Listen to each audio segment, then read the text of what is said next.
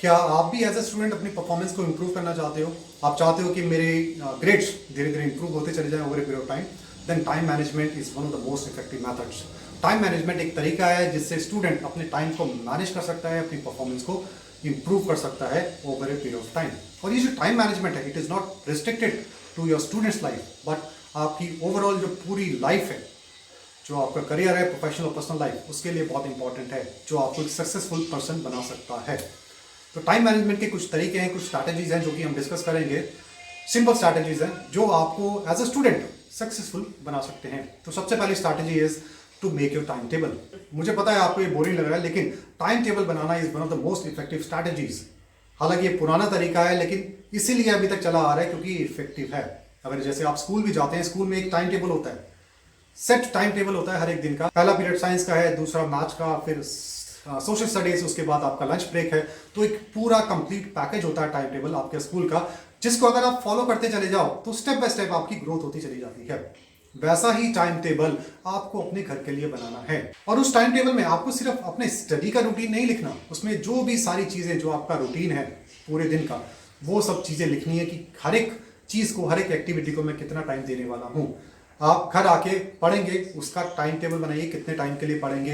अगर बहुत सारी चीज़ें होती हैं, एक life is a multi dimensional aspect, जिसमें ना आप सिर्फ स्टडी नहीं कर रहे, आप घर जाके अपने पेरेंट्स की मदद भी करोगे, अपने फ्रेंड्स के साथ खेलोगे भी, उनसे बात भी करोगे, बाहर भी जाओगे और घर का सामान भी लेके आओगे।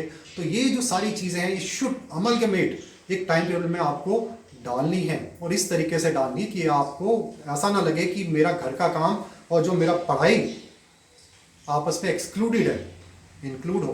ताकि ये सारी चीज़ें आप अपने टाइम टेबल में इंक्लूड करें, और जब ये सब चीज़ें इंक्लूड करोगे और उसको फॉलो करोगे तो आप एक रिस्पॉन्सिबिलिटी का एहसास करोगे कुछ दिन के बाद, और आप एज ए इंडिविजुअल ग्रो करना स्टार्ट कर दोगे, क्योंकि आप पढ़ाई नहीं कर रहे, साथ में दूसरी जो चीज़ें हैं जो कि इम्पॉर्टेंट हैं एक फैमिली के लिए और स्टूडेंट के लिए, वो भी कर रहे हैं। आप अपने पेरेंट्स की मदद कर रहे हैं, उनका जो काम है उसमें मदद कर रहे हैं, अपने दोस्तों से इंटरैक्ट भी कर रहे हैं, अपने लिए लेजर एक्टिविटी का टाइम भी निकाल रहे हैं, सोने का टाइम और खाने का टाइम, ये सब चीज़ें आप अपने टाइम टेबल में इंक्लूड करेंगे और उसको फॉलो करना स्टार्ट करेंगे।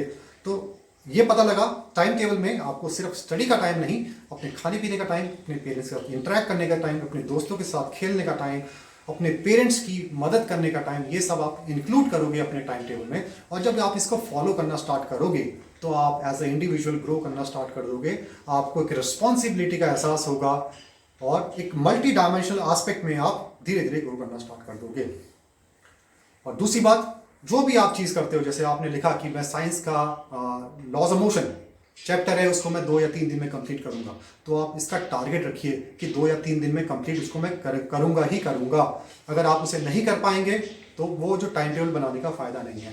तो एक गोल रखना बहुत जरूरी है, एक टारगेट रखना बहुत जरूरी है कि मैथ्स का ये चैप्टर, ट्रिग्नोमेट्री या मैट्रिक्स जो भी है, वो मैं इसको नेक्स्ट वीक तक कंप्लीट कर लूंगा। ऐसा नहीं है कि आपको 7 दिन में ही कंप्लीट करना है, एक 10-20% का मार्जिन हमेशा रख सकते हैं, बिकॉज ऐसा नहीं होता, मान लिया आप शाम को पढ़ने बैठे हो तो घर में कोई गेस्ट आ गए, तो उसमें आपको गेस्ट के लिए कभी मान लिया कुछ सामान लेके आना पड़ सकता है, कुछ जो अपने पेरेंट्स की मदद करनी पड़ सकती है, तो उसमें थोड़ा आपको क्वेश्चन रखना पड़ेगा कि इस केस में अगर कुछ ऐसी चीज़ होती है तो मैं एक 10-20% का क्वेश्चन बना के चलूँ और मेरा जो टाइम टेबल है वो भी डिस्टर्ब ना हो। तो ये जो आपकी आसपास का एनवायरनमेंट है, उसको एनालाइज करके आपको अपना टाइम टेबल बनाना पड़ेगा, और साथ में जो आप टारगेट्स रखें उसको टारगेट्स को पूरा करोगे, तभी उस टाइम टेबल की जो इफेक्टिवनेस है वो उभर के आएगी। अब आपने टाइम टेबल बना लिया और अपने टारगेट्स भी सेट कर दिए। अब तीसरी चीज़ है, अगर आप टारगेट को अचीव कर लेते हो, मान लिया आपने जो चैप्टर था उसको अच्छे से पढ़ लिया, उसकी अच्छी तैयारी कर ली और टाइम से पहले कर लिया, टाइम पर कर ली, तो उसके लिए आप अपने आप को रिवॉर्ड करिए कि ये चीज़ मैंने टाइम पर कर ली, I have achieved my target. तो उसके लिए आप अपने आप को रिवॉर्ड करिए। रिवॉर्ड किस तरीके से कर सकते हैं? अच्छा खाना खाइए, अपने पेरेंट्स के साथ मज़े करिए, बातें करिए, अपने फ्रेंड्स के साथ कहीं घूमने चले जाइए कुछ टाइम के लिए, ताकि आपको ये रियलाइज़ हो कि अगर मैं अपनी चीज़ अकम्प्लिश करता हूँ with in A set time period, तो उसके साथ एक रिवॉर्ड अटैच्ड है, जो कि आपको माइंड में एक सिग्नल देता है, आपकी बॉडी को एक सिग्नल देता है कि हाँ, इसके साथ एक हैप्पीनेस कोशेंट अटैच्ड है। तो इस तरीके के टारगेट अगर आप अकम्प्लिश कर लेते हो तो उसके साथ एक रिवॉर्ड अटैच करके जरूर रखिए छोटा सा।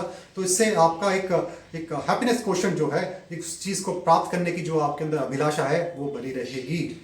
अब एक बात करते हैं, अगर आप अचीव नहीं कर पाते हो, जो कि बहुत बारी ऐसा होता है, तो उस केस में क्या करेंगे। मैंने बोला 10-20% का मार्जिन हमेशा लेके चलिए। अगर थोड़ा डिले हो जाता है तो उस केस में हमें इतना ध्यान नहीं देने की जरूरत। लेकिन अगर मान लिया कि जो डिले है वो मोर देन 50% हो गया, तो उस केस में आप रिवॉर्ड तो नहीं मिलेगा। उस केस में आप क्या करोगे, उस केस में पनिशमेंट का एलिमेंट ऐड करना बहुत ज़रूरी है। जब तक पनिशमेंट का एलिमेंट ऐड नहीं होगा, हमें रियलाइज़ नहीं होगा कि हमारी चीज़ें डिले हो रही हैं, हमारी माइंड, हमारी बॉडी उस चीज़ को लेके कॉन्शियस नहीं होगी कि अगर मैं डिले हुआ, अगर डिले हो गया कोई बात नहीं, बिकॉज उसके साथ कोई पनिशमेंट तो अटैच नहीं है। लेकिन if you attach element of punishment, उसके साथ अगर आप कोई चीज़ डिले करते हो तो आपके माइंड और आपकी बॉडी बोलेगी नहीं, मुझे अगर ये चीज़ मैं अचीव नहीं करता या नहीं करती फिर मुझे परेशानी झेलनी पड़ सकती है, क्योंकि इसके साथ पनिशमेंट का एलिमेंट जुड़ा हुआ है। तो आप उसको अचीव करने की कोशिश करेंगे, और अगर आप उसको अचीव नहीं कर पाते हैं उस टाइम पीरियड में, तो एक पनिशमेंट का एलिमेंट आप रखिए। जैसे कि मान लिया कि आपका लेजर एक्टिविटी टाइम 1 घंटा है, तो आप उसको 45 मिनट्स कर दीजिए 3 या 4 दिन के लिए, ताकि जो आपने पढ़ने के टाइम पे जो डिले हुआ है वो उस तरीके से कंपनसेट हो सके। तो ये 3-4 स्ट्रैटेजीज हैं जो आपको दिमाग में रखनी है। सबसे पहले टाइम टेबल बनाइए जिसमें सारी चीज़ें इंक्लूड होनी चाहिए जो आप अपने घर में डेली करते हैं, उसका टाइम आपको बांट के रखना चाहिए। जो इंपॉर्टेंट टास्क हैं, जो इंपॉर्टेंट एक्टिविटीज़ हैं, उसका टाइम ज़्यादा होना चाहिए। जो ट्रिवल एक्टिविटीज़ हैं उनका टाइम कम होना चाहिए। तो इस तरीके से आप रखेंगे तो जो बेकार की चीज़ें हैं, जैसे आप मान लिया कि बिना बात पे हम इधर उधर की बातें कर रहे हैं, उसका जो टाइम है ऑटोमेटिकली कटता चला जाएगा, और आप as a individual, as a student अच्छे से डेवलप होते चले जाएंगे। और दूसरी चीज़, जब भी आप टाइम टेबल बनाएंगे तो आप अपने टारगेट सेट करिए कि इस सब्जेक्ट को मैं इस टाइम पीरियड में ख़त्म कर दूंगा।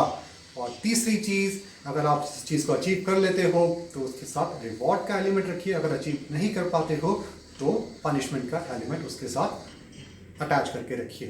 तो आई होप ये सिंपल स्ट्रैटेजीज अगर आप अडॉप्ट करेंगे तो आप एज ए स्टूडेंट अच्छे से ग्रो करेंगे। आपकी performance over a period of time धीरे धीरे ग्रो करती चली जाएगी, क्योंकि टाइम टेबल फॉलो करने से एक आदत बन जाती है आफ्टर फ्यू वीक्स की। आपके माइंड में आपकी बॉडी वो चीज़ को अडॉप्ट कर लेती है, फिर उस टाइम टेबल के सिंक्रोनाइजेशन के साथ आगे बढ़ती चली जाती है। आई होप स्टूडेंट्स आप ये टाइम टेबल बनाएंगे, उसको फॉलो करेंगे कि, और अगर आपकी परफॉर्मेंस से इंप्रूव होता है तो आप मुझे ज़रूर बताइएगा। Thank you.